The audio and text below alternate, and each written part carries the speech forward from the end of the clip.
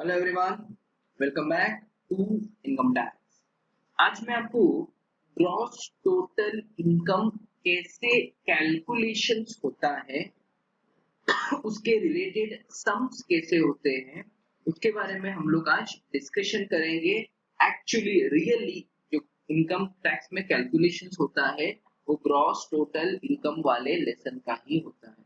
और ये lesson gross total income का, जहाँ पे आपको एक से ज्यादा हेड्स ऑफ इनकम देखने को मिलेगा, इसका आपको कैलकुलेशंस करना पड़ेगा।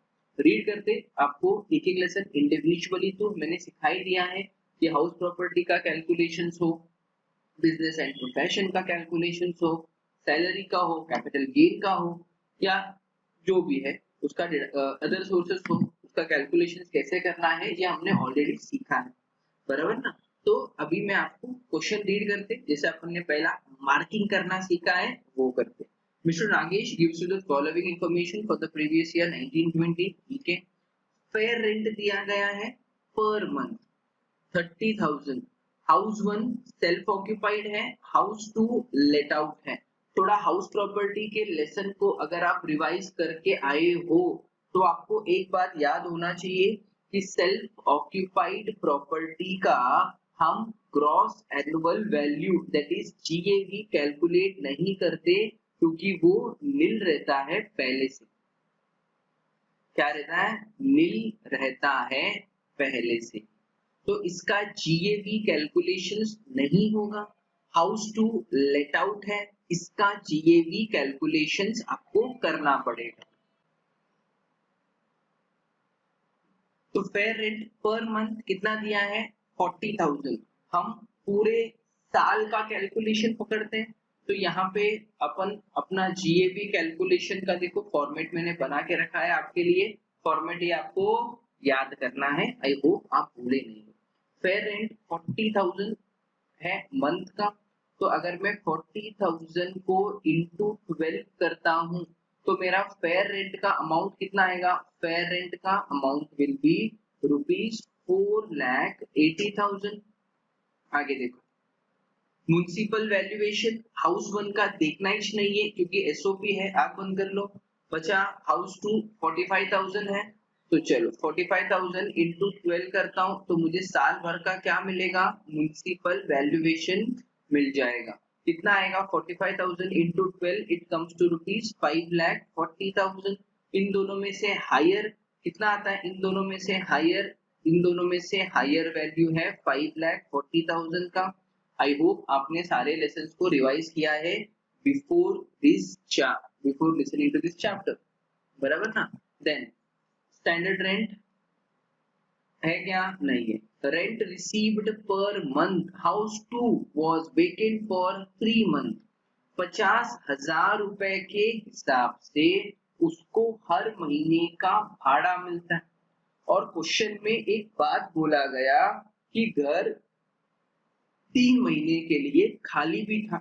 मतलब कैन आई से आपका जो एक्चुअल रेंट है वो 50,000 के हिसाब से सिर्फ 9 महीने के लिए मिला है। क्यों? क्योंकि 3 महीना तो खाली था ना घर, तो घर खाली रहने पे भाड़ा थोड़ी मिलेगा आपको। तो 50,000 को अगर मैं इंटू 9 करूं तो मुझे अमाउंट आता है 4,50,000 रुपीज का, बराबर ना। स्टैंडर्ड रेंट दिया है क्या? देख लेते।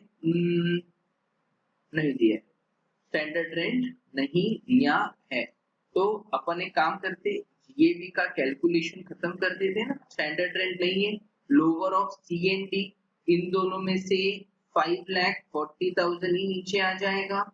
और यहाँ पे एक एडजस्टमेंट क्लिक होना चाहिए आपको। क्वेश्चन नंबर 2 जो मैंने आपको कराया था इनकम फ्रॉम हाउस प्रॉपर्टी में, कि अगर आपका घर पूरे 12 महीने के लिए रेंटेड नहीं है तो आपको जो एक्चुअल रेंट का अमाउंट है उसी को ग्रॉस एनुअल वैल्यू में लेना पड़ेगा।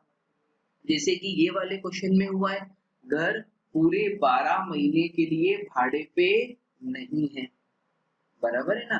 तो जितना आपका एक्चुअल रेंट है वही क्या बन जाएगा, ग्रॉस एनुअल वैल्यू। अब इन दोनों में से कंपैरिजन नहीं होगा, जो है एक्चुअल रेंट वही जीएवी बनेगा। तो मेरा जीएवी कितना, 4,50,000। अगर ये घर पूरे 12 महीने के लिए भाड़े पे होता तो हम इन दोनों को कंपेयर करके इन दोनों के हायर वैल्यू को लिखते एज ग्रॉस एनुअल वैल्यू, लेकिन यहाँ पे घर पूरे 12 महीने के लिए भाड़े पे नहीं था। वो रीजन से हमने क्या किया, जो भी आपका एक्चुअल रेंट था उसी को जीएबी में लिखा। फिर ठीक है, जीएबी कैलकुलेशन हो गया अपना। आगे रेंट रिसीव्ड हो गया। Municipal taxes paid by owner, इसका तो इफेक्ट ही नहीं है। एसओपी में तो हम इंटरेस्ट के अलावा कोई भी अमाउंट कंसीडर नहीं करते। ये 50,000 माइनस हो जाएगा आपके ग्रॉस एनुअल वैल्यू से फॉर्मेट में। भेजे पे थोड़ा प्रेशर डालो, हाउस प्रॉपर्टी के लेसन को याद करो। आगे interest on housing loan, house 1 2,10,000, house 2 40,000। हम इफेक्ट किसका देंगे, सिर्फ हाउस 1 का देंगे, सॉरी इफेक्ट हम दोनों का देंगे। क्यों, इंटरेस्ट इज ओनली थिंग जिसका एंट्री एसओपी में भी होता है, बराबर ना। लेकिन यहाँ पे आपको क्या याद रखना है, अगर सेल्फ ऑक्यूपाइड प्रॉपर्टी है तो उसमें आप जब इंटरेस्ट का अमाउंट लिखते हो लेस में, तो जो मैक्सिमम अलावेबल अमाउंट है इंटरेस्ट का इन केस ऑफ एसओपी वो सिर्फ 2 लाख रुपया रहता है। तो यहाँ पे भले ही उसने इंटरेस्ट 2,10,000 भरा है, लेकिन हम जो एंट्री करेंगे ना, that entry will be of ₹2 lakh only, क्योंकि एसओपी के लिए इंटरेस्ट का डिडक्शन लिमिटेड है तो ₹2 लाख, दैट्स इट। और अगर लेट आउट प्रॉपर्टी है, एलओपी है, तो इंटरेस्ट को लेके कोई भी डिडक्शंस, कोई भी लिमिटेशंस नहीं है, जितना है उतना माइनस कर सकते हो। तो यहाँ पे हाउस 1 के कॉलम में हम इंटरेस्ट के नाम पे सिर्फ 2 लाख माइनस करेंगे, और हाउस 2 की कॉलम में इंटरेस्ट के नाम पे हम 40,000 रुपए का पूरा एंट्री मार देंगे। आगे देखते हैं। अभी देखो other information, rent from subletting, भाड़े पे दिए हुए, सॉरी भाड़े पे लिए हुए प्रॉपर्टी को अगर आपने फिर से भाड़े पे चढ़ाया, हम उसको सबलेटिंग कहते हैं। और हमने डिस्कस किया था, याद है, इनकम फ्रॉम सबलेटिंग हमेशा क्या होता है, अदर सोर्सेस होता है। तो इसका एंट्री, रेंट फ्रॉम सबलेटिंग का एंट्री हम कहाँ पे करेंगे, अदर सोर्सेस में करेंगे। Then dividend from Vijaya bank limited, dividend कहाँ से मिला, विजया बैंक से मिला, ये हो जाएगा एग्जेम्प्ट। एंट्री करेंगे कहाँ पे, इनकम फ्रॉम अदर सोर्सेस में एंट्री करके एग्जेम्प्ट करेंगे उसको। Interest on fixed deposit with bank, अगर इंटरेस्ट इनकम हुआ तो कौन से हेड का इनकम होता है, याद है, लिस्ट ऑफ अदर सोर्सेस मैंने आपको लिखने के लिए कहा था, लिखवाया था, उसमें था इंटरेस्ट ऑन बैंक एफडी, कहाँ पे आता है, अदर सोर्सेस में आता है। Then again interest accrued on NSE, interest income है ना, तो एक इफेक्ट आएगा अदर सोर्सेस में, और एनएससी होने के वजह से, एनएससी कहाँ पढ़ा था, अभी तो डिडक्शन वाला लेसन बताया था, एनएससी आता है 80C में, तो सेकंड इफेक्ट चला जाएगा 80C में, एक इफेक्ट अदर सोर्सेस में, एक इफेक्ट 80C में। He also paid interest of ₹60,000 on higher education loan taken from Bank of India for his son. Higher education loan पे लिए हुए, हायर एजुकेशन के लिए लिए हुए लोन का इंटरेस्ट कौन से सेक्शन में अलाउड होता है, याद करो, प्रेशराइज करो दिमाग को। हमने क्या देखा था, ई फॉर एजुकेशन, मतलब सेक्शन 80E अलाउ करता है आपको इंटरेस्ट क्लेम करने को आपके हायर एजुकेशन के ऊपर, हायर एजुकेशन के लोन के ऊपर। क्लियर है? चलो फॉर्मेट मैंने बना के रखा है। पहले हम नेम ऑफ असेसी लिख लेते हैं, दैट इज नागेश। बाकी सब तो स्टेटस हो, असेसमेंट ईयर हो, प्रीवियस ईयर हो, पता ही है आपको। यहाँ पे जब एक से ज्यादा सोर्स ऑफ इनकम का आप कैलकुलेशन करोगे ना, तो 3 कॉलम बनाना सीख लो। ओके, कैसे 3 कॉलम बनाना आपको पड़ेगा। लास्ट वाले कॉलम में सिर्फ मेन अमाउंट लिखने का, जैसे इनकम फ्रॉम हाउस प्रॉपर्टी जितना बचा वो लास्ट कॉलम में, अदर सोर्सेस टोटल जितना आया लास्ट कॉलम में, अकॉर्डिंगली। गेटिंग? चलो तो अभी हम ग्रॉस एनुअल वैल्यू, मेरा जो हाउस 1 है ये एसओपी है, हाउस 2 एलओपी है, ये रहा हाउस 1, ये रहा हाउस 2, बराबर है। ग्रॉस एनुअल वैल्यू, पहला घर एसओपी होने की वजह से ये नील है, दूसरे घर का जीएवी हमने गिन लिया, कितना आया 4.5 लाख आया। तो ग्रॉस एनुअल वैल्यू कितना 4,50,000। म्युनिसिपल टैक्सेस पेड, एसओपी के कॉलम में हम कुछ भी नहीं लेंगे, एलओपी के कॉलम में कितना आएगा municipal taxes paid by owner 50,000। ये क्या है 50,000 म्युनिसिपल टैक्सेस पेड, माइनस हो जाएगा नेट एनुअल वैल्यू नील, और यहाँ पे बचेगा 4 लाख रुपए। स्टैंडर्ड डिडक्शन यहाँ पे डैश, यहाँ पे 4 लाख का 30% कैलकुलेट करो, which comes to rupees 1,20,000। Then interest for the year, मैंने क्या समझाया इंटरेस्ट को लेके कि एसओपी में आप ज्यादा से ज्यादा इंटरेस्ट 2 लाख का ही लिख सकते हो। तो यहाँ पर हम इंटरेस्ट कितना लिखेंगे, है 2,10,000, लेकिन अपने को लिखना अलाउड कितना है, ओनली 2 लाख। फिर यहाँ पे इंटरेस्ट फॉर द ईयर और कितना है, लेट आउट प्रॉपर्टी का कुठे गेला, interest on housing loan 40,000 rupees, ये हो गया 40,000 रुपीज। अब टोटल कर लो, यहाँ तक तो आता ही है, बेसिक हाउस प्रॉपर्टी का ही सम करा रहा हूँ। यहाँ पे आंसर आएगा 2 लाख रुपए नेगेटिव में। सर नेगेटिव में क्यों, हाउस प्रॉपर्टी का इंटरेस्ट आपके लिए लॉस होता है ना, और यहाँ पे आंसर आएगा आपका 4 लाख माइनस 1,20,000 माइनस 60, मतलब 4 लाख में से 1,60,000 माइनस करो तो what you will get, you will get rupees 2,40,000, बराबर ना। अभी मेरा income from house property outer column में कितना आएगा, -2 लाख और प्लस 2,40,000, प्लस माइनस माइनस ही होता है, मतलब ये net income from house property कितना बचा 40,000। 2,40,000 में से 2 लाख का लॉस जो हाउस प्रॉपर्टी का था वो माइनस हो गया, बचा 40,000। ये तो हाउस प्रॉपर्टी हो गया, लेकिन सब में अदर सोर्सेस भी तो है। तो चलो हम नंबर 2 कैलकुलेट करते हैं, that is income from other sources. Income from other sources क्या क्या है, एंट्री देखते हैं, आ जाओ। सबसे पहले क्वेश्चन में rent from subletting 1,60,000, rent from subletting कितना है 1,60,000। उसके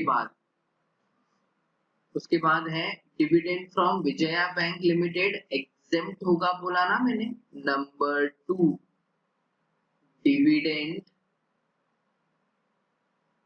from Vijay bank, Vijaya bank. Exempt होगा ना, अमाउंट नहीं आएगा, नील। क्यों? क्योंकि ये एग्जेम्प्ट है। देन नंबर 3 क्या है? Interest on FD with bank 1 lakh. चलो लिखते हैं, interest on FD, income from other sources से होता है ना 1 लाख, तो देखो अदर सोर्सेस के हेड में लिख रहा हूं, सिंपल है। और कुछ इंटरेस्ट अक्रूड ऑन एनएससी 1,20,000, तो इसका दो इफेक्ट है क्योंकि एनएससी है। इंटरेस्ट ऑन एनएससी मतलब इनकम भी हो रहा है और वही इनकम घुमा के इन्वेस्टमेंट में भी जा रहा है, इसके लिए एटीसी में भी आएगा। कितना था? आई थिंक सो 1,20,000 रुपीज था। ये हो गया 1,20,000। इसको हम आउटर कॉलम में ले लेते हैं, टोटल करो 160 प्लस 1 260, 3,80,000। ये क्या है? ये इनकम फ्रॉम अदर सोर्सेस। अब मैं टोटल करके कैलकुलेट करूंगा gross total income.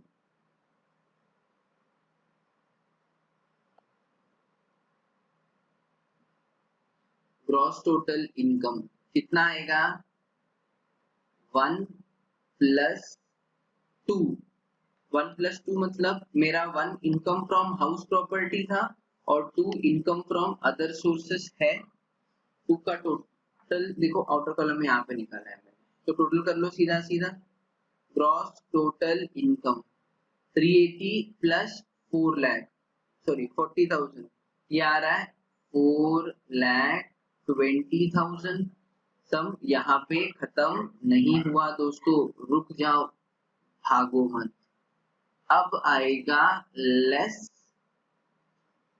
Deduction under chapter 6A। Deduction under chapter 6A में क्या क्या आएगा? पहले हम सेक्शन 80C का बेनिफिट ले लेते। सेक्शन 80C किसके बारे में था? इसमें एनएससी वाला केस था ना, लिखा भी है मैंने। एनएससी 1,20,000, एनएससी 1,20,000 है। नंबर 2 सेक्शन 80E भी तो है, interest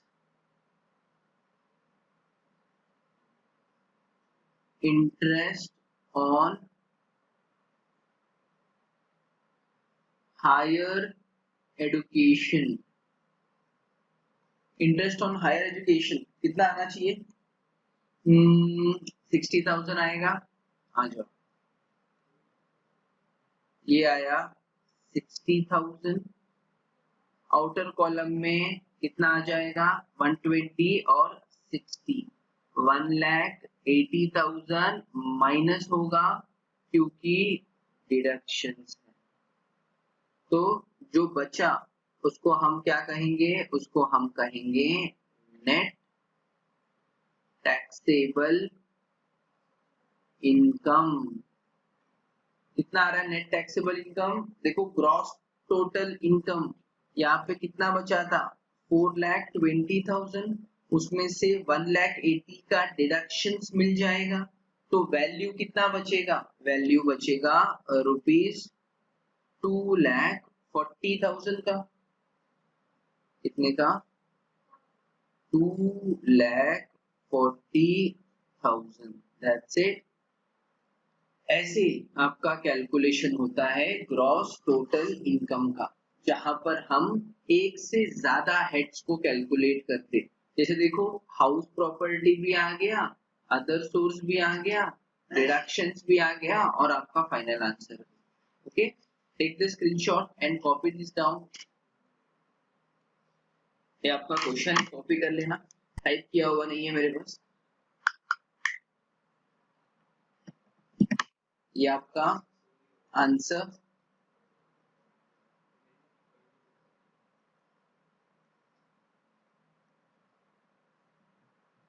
take the screenshot fast. Done. Now take the remaining screenshot. Done. Working note का लेना है तो ले सकते हो, योर चॉइस। ओके, चलो एक और सम कराता हूँ ग्रॉस टोटल इनकम का, आपको थोड़ा फर्दर क्लैरिटी आ जाए।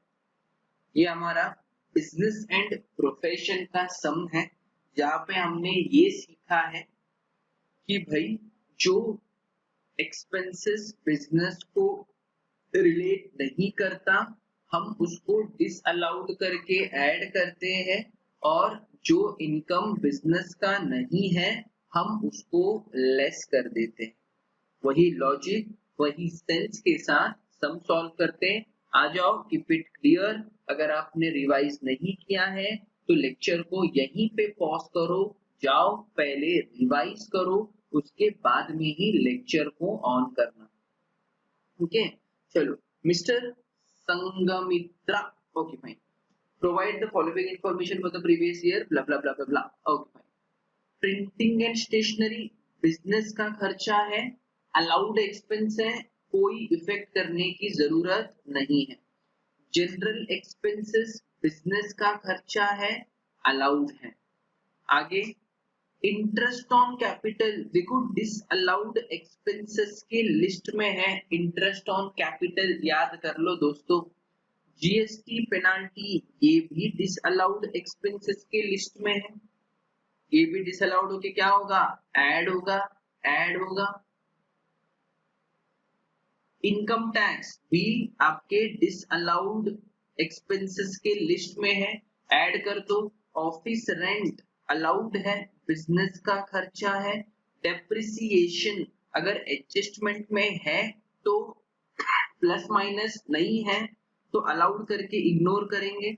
सैलरीज बिजनेस का खर्चा है, अलाउड है। एडवर्टाइजिंग 1,20,000 सैलरी है, एडवर्टाइजिंग बिजनेस का खर्चा है, अलाउड है। नेट प्रॉफिट फॉर्मेट में आ जाएगा, खत्म। ग्रॉस प्रॉफिट बिजनेस का ही है, टेंशन नहीं है भाई। आगे इनकम टैक्स रिफंड बिजनेस को रिलेट करता है क्या, नहीं, तो क्या होगा, लेस होगा। और कुछ नहीं, सिर्फ लेस होगा, that's it. Dividend from UTI business का इनकम है क्या, नहीं है, लेस होगा। लेकिन बिजनेस का नहीं है तो क्या हो गया, अदर सोर्सेस का तो है, तो मैं क्या करूंगा, इनकम फ्रॉम अदर सोर्सेस में भी इसका एंट्री करके, अदर सोर्सेस में इसका एंट्री करके इसको एग्जेम्प्ट कर दूंगा। क्या कर दूंगा, एग्जेम्प्ट कर दूंगा। क्यों, क्योंकि डिविडेंड फ्रॉम यूटीआई, याद है डिविडेंड फ्रॉम यूटीआई एग्जेम्प्ट होता है, एग्जेम्पशन की लिस्ट में लिखाया था मैंने dividend income. Next interest on saving account business का इनकम है क्या, नहीं है सर, तो क्या होगा, लेस होगा। सेकेंड इफेक्ट कहां पे जाएगा, अदर सोर्सेस में जाएगा, बैंक इंटरेस्ट के तौर पे। इसका एक थर्ड इफेक्ट भी आएगा सेक्शन 80 टीटीए में। अदर सोर्सेस सेविंग अकाउंट के ऊपर मिले हुए इंटरेस्ट का डिडक्शन मिलता है, याद है डिडक्शन वाला लेसन का लेक्चर जाके देखो सेक्शन 80 टीटीए में। तो यहाँ पे सेविंग अकाउंट के इंटरेस्ट का 3 इफेक्ट आएगा। पहला बिजनेस में से माइनस, दूसरा अदर सोर्सेस में जाके ऐड, तीसरा सेक्शन 80 टीटीए का deduction. Then amount received from LIC for matured insurance policy business का है क्या, नहीं है, तो क्या होगा, लेस होगा, और अदर सोर्सेस में जाके एग्जेम्प्ट भी हो जाएगा। सॉरी, एग्जेम्प्ट होता है ना LIC maturity. Then additional information, salaries include rupees 55,500 for medical treatment of Mr. Sangamitra dependent brother। देखो यहाँ पे ये जो सैलरी है ना 1,20,000 का, इसके अंदर 55,500 रुपीज का उसने अपने भाई के ऊपर किए हुए मेडिकल ट्रीटमेंट को ऐड कर दिया। अब मुझे बताओ, अपने भाई का मेडिकल ट्रीटमेंट कराया तो वो बिजनेस का खर्चा है क्या? Obviously answer is no, it is not a business expense. तो हमको क्या करना पड़ेगा, ये 55,500 को डिसअलाउड करना पड़ेगा। मतलब यहाँ पे सैलरीज में हमको एडजस्टमेंट नंबर 1 का इफेक्ट देना है, उसको डिसअलाउड करके ऐड कर देना है। और आगे भी है, who is a person with several disability of 81%। यहाँ पे देखो, संगमित्रा ये असेसी है, ब्रदर उस पे डिपेंड करता है।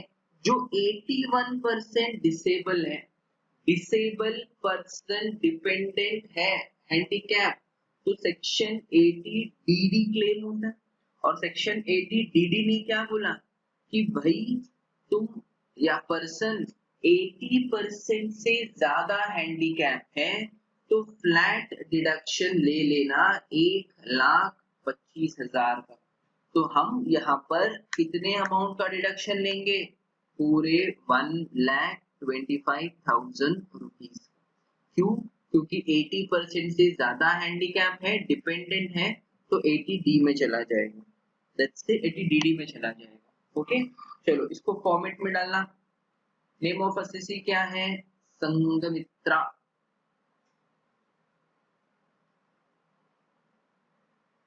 बाकी सब तो नॉर्मल लिखता ही हूं मैं, 3 कॉलम बनाने के लिए कहा था। Income from business, net profit as per profit and loss account, अपना पहला एंट्री कितना? 5,55,999, 5,55,999।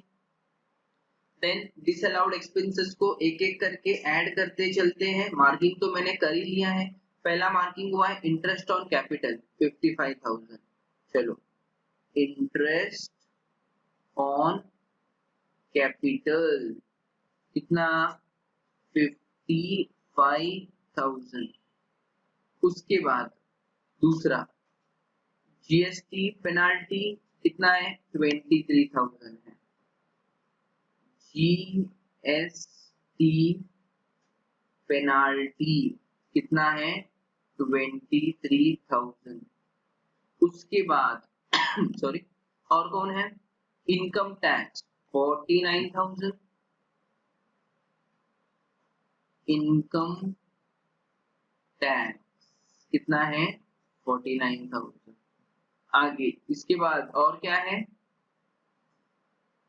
इनकम टैक्स हो गया, 1 2 3। ऑफिस रेंट कुछ नहीं, डेप्रिसिएशन नहीं। सैलरी में एडजस्टमेंट था, एडजस्टमेंट नंबर 1, जहाँ पे हमने देखा 55,500 उसके पर्सनल नेचर का खर्चा है। तो entry medical treatment of brother कितना? 55,500। आगे और कुछ एक्सपेंसेस साइड में दिख रहा है, ऐड करने लायक नहीं, ये तो लेस वाले चीज है। तो हमारे पास ऐड करने के लिए इतने ही लोग हैं, तो हम इसको ऐड करके आउटर कॉलम में ले लेते। आ जाओ, ये कितना आ रहा है? 1,82,500, जिसको हम प्रॉफिट में ऐड करते हैं तो ये आ रहा है 7,38,499।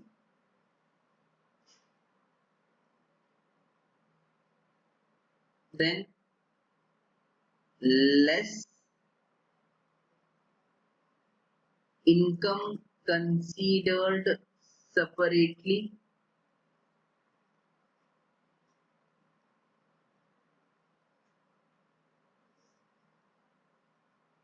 इनकम कंसीडर्ड सेपरेटली में पहला क्या था? इनकम टैक्स रिफंड था। इनकम टैक्स रिफंड कितने का है? देखो, बाय इनकम टैक्स रिफंड 8,000 का था।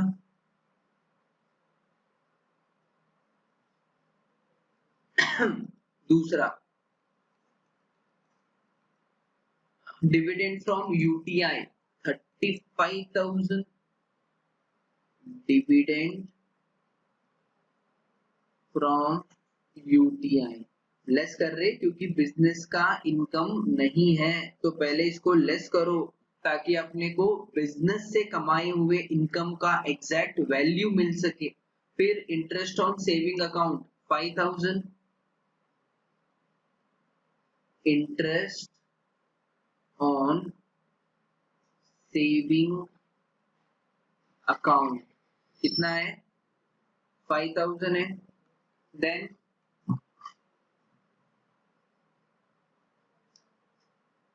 LIC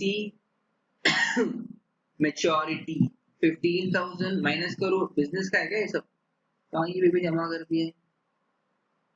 LIC मैच्योरिटी अमाउंट है 15,000 का, बराबर ना, 15,000। तो इनकम साइड भी हो गया।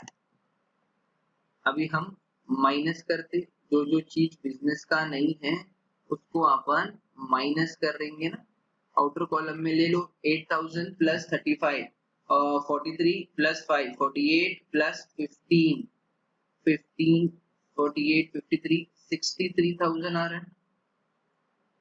ये क्या होगा, माइनस हो जाएगा, बराबर।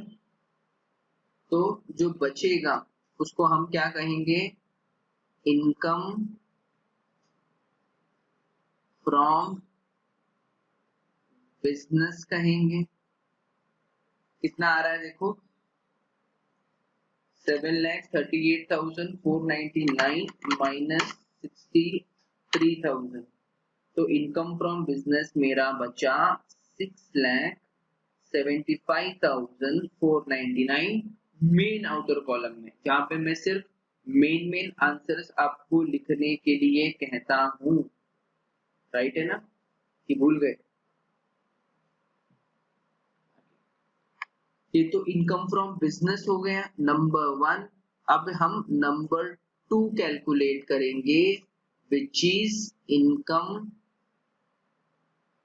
फ्रॉम अदर सोर्सेस भी तो है ना। माइनस कर दिया तो क्या काम खत्म हो गया, नहीं। अब एक एक करके हम उसका भी इफेक्ट देते, आ जाओ। यहाँ पे dividend from UTI other sources में एग्जेम्प्ट होगा, एंट्री कर दो। डिविडेंड फ्रॉम यूटीआई क्या होगा, एग्जेम्प्ट होगा। Next, interest on saving account 5,000, interest on saving account amount आएगा, यस कितना आएगा 5,000। ये एग्जेम्पशन को अपन ये वाले कॉलम में लिखते हैं। इंटरेस्ट ऑन सेविंग अकाउंट के बाद में और क्या दिया है,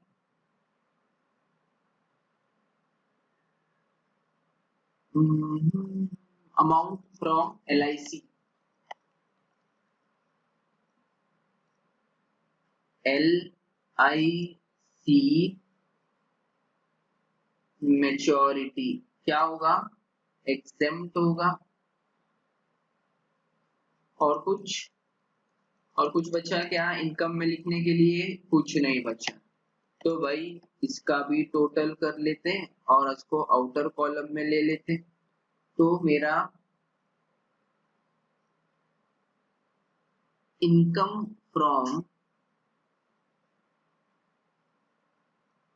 other sources, income from other sources कितना बच रहा है आउटर कॉलम में, दिस इज ₹5,000। राइट है। अब कैलकुलेट करो ग्रॉस टोटल इनकम को।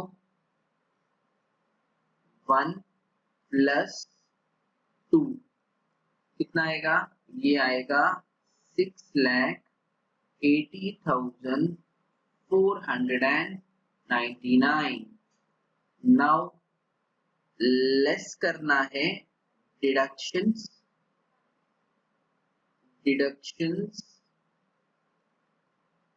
अंडर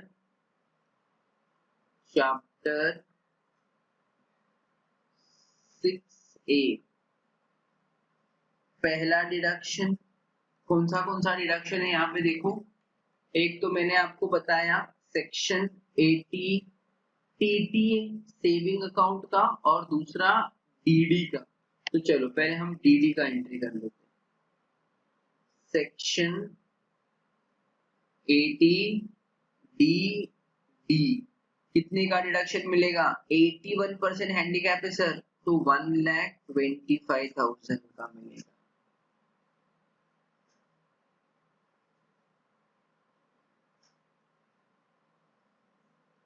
दूसरा सेक्शन 80 टीटीए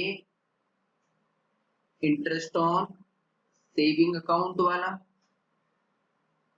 कितना मिलेगा, 10,000 से कम है तो जितना है उतना पूरा, सर 5,000 ही है तो कितना मिलेगा, ये डिडक्शन 5,000 का पूरा मिल जाएगा। ये आ गया 5,000। आउटर कॉलम में कितना बचेगा, 1,30,000 आएगा।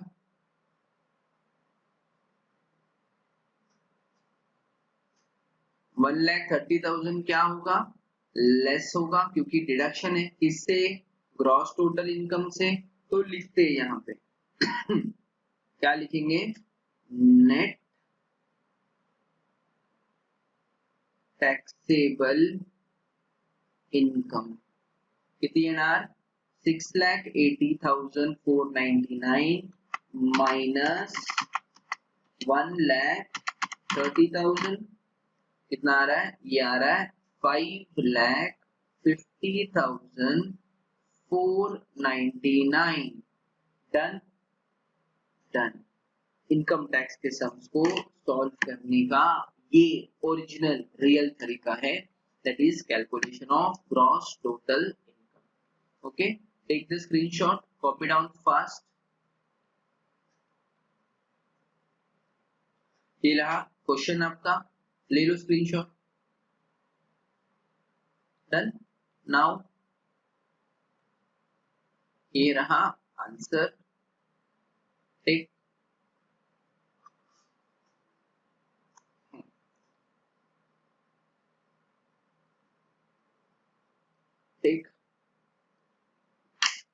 ओके। तो ये जस्ट आपको नॉलेज के पर्पस के लिए ग्रॉस टोटल इनकम का सम भी मैंने सिखा के दिया। ओके, तो थैंक यू वेरी मच, मिलते, have a good day, bye bye.